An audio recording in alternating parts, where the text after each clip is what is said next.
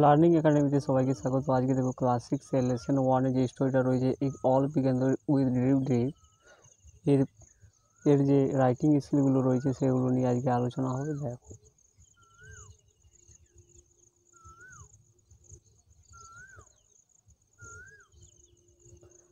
এখান থেকে দেখো অ্যাক্টিভিটি 10B অর্থাৎ একটা ফ্যামিলি চার্ট দেওয়া আছে এবং উপরে 10A-তে একটা রাইটিং লিখতে বলা হচ্ছে, you are caught in a storm while returning home one night.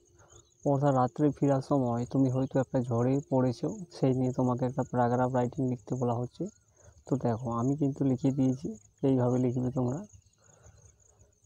Returning home in storm. দেখো one day I was returning home from aunt's place. বলছে কোনো একদিন আমি বাড়ি ফিরেছিলাম আন্টস প্লেস অর্থাৎ আমার কাকিমার বাড়ি থেকে বা কাকিমার জায়গা থেকে কোনো একদিন আমি বাড়ি ফিরেছিলাম। It was very bad weather. এটা ছিল খুবই খারাপ আবহাওয়া। Clouds are seen in sky very clearly. অর্থাৎ মেঘগুলো আকাশে পরিষ্কারভাবে কী করছিল, দেখা যাচ্ছিল। My aunt denied me to go back home in such weather. অর্থাৎ আমার কাকি আমাকে মানা করেছিল বা বন্ধ করেছিল বাড়িতে ফিরে আসার জন্য এইরকম আবহাওয়ার মধ্যে। এরপরে কী লিখবে দেখো,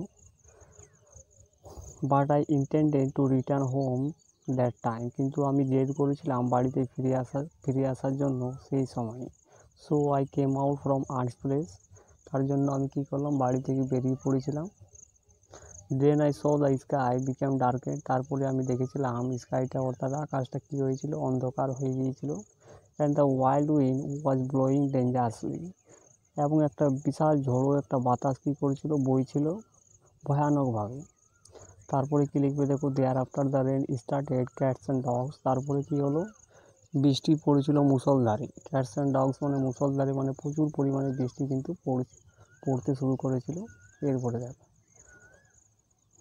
I became alone that night in the area. অর্থাৎ আমি একাকী হয়ে গিয়েছিলাম সেই রাত্রে ওই এলাকার মধ্যে। I could not find anyone for helping. আমি কাউকে কিন্তু খুঁজে পাচ্ছিলাম না সাহায্যের জন্য। I became very scared. আমি খুবই ভীত হয়ে পড়েছিলাম। Calling God Shiva I return home with a lot of problems. অর্থাৎ শিবার নাম করে, অর্থাৎ শিবাদেবের নাম করেই আমি কিন্তু বাড়ি ফিরেছিলাম কতগুলো প্রবলেমে ফেস করে। I walk 10 kilometres alone. আমি 10 কিলোমিটার হেঁটেছিলাম দ্যাট নাইট, সেই রাত্রে। At last I return home safely. শেষ পর্যন্ত আমি বাড়ি ফিরেছিলাম নিরাপদভাবে। তো এইভাবে তোমরা কিন্তু প্যারাগ্রাফ রাইটিংটা লিখবে। এরপরে দেখো কী রাইটিং রয়েছে, একটা ফ্যামিলি চার্ট দেওয়া রয়েছে দেখো অ্যাক্টিভিটি 10B। তো এটা কীভাবে লিখবে দেখো, আমি লিখে দিয়েছি এখানে ফ্যামিলি চার্ট। দেখো প্রথমে লিখবে, I am Rima, Raghunath Jha is my grandfather and Bonidevi Jha is my grandmother. অর্থাৎ রঘুনাথ ঝা কি হচ্ছে, আমার ঠাকুরদা হচ্ছে, এবং বনিদেবী ঝা হচ্ছে আমার ঠাকুরমা। এরপরে কী লিখবে দেখো, my father name is Sundarlal and my mother name is Rajani. অর্থাৎ আমার বাবার নাম হচ্ছে সুন্দরলাল এবং আমার মায়ের নাম হচ্ছে রজনী। এরপরে কী লিখবে দেখো, my father is a farmer and my mother is a home maker. অর্থাৎ আমার বাবা একজন কৃষক এবং আমার মা একজন হোম মেকার। অর্থাৎ বাড়িতে যে সমস্ত কাজ করে থাকে সেগুলোকে বলা হয় হোম মেকার। অর্থাৎ বাড়ির মধ্যে যারা কাজকর্ম করে তাদেরকে বলা হয় হোম মেকার। তাহলে আমার মা একজন হোম মেকার। এরপরে কী লিখবে দেখো, I M A school student, my elder sister Ramu is also school student. বলছি আমি একজন স্কুলের ছাত্র এবং আমার বড় যে বোন রামু সেও একজন স্কুল স্টুডেন্ট। এরপরে কী লিখবে দেখো, I has an aunt name Sabita. আমার একজন কাকি রয়েছে যার নাম হচ্ছে Sabita. And her husband name was Birendralal, এবং তার স্বামীর নাম কি হচ্ছে বীরেন্দ্রলাল।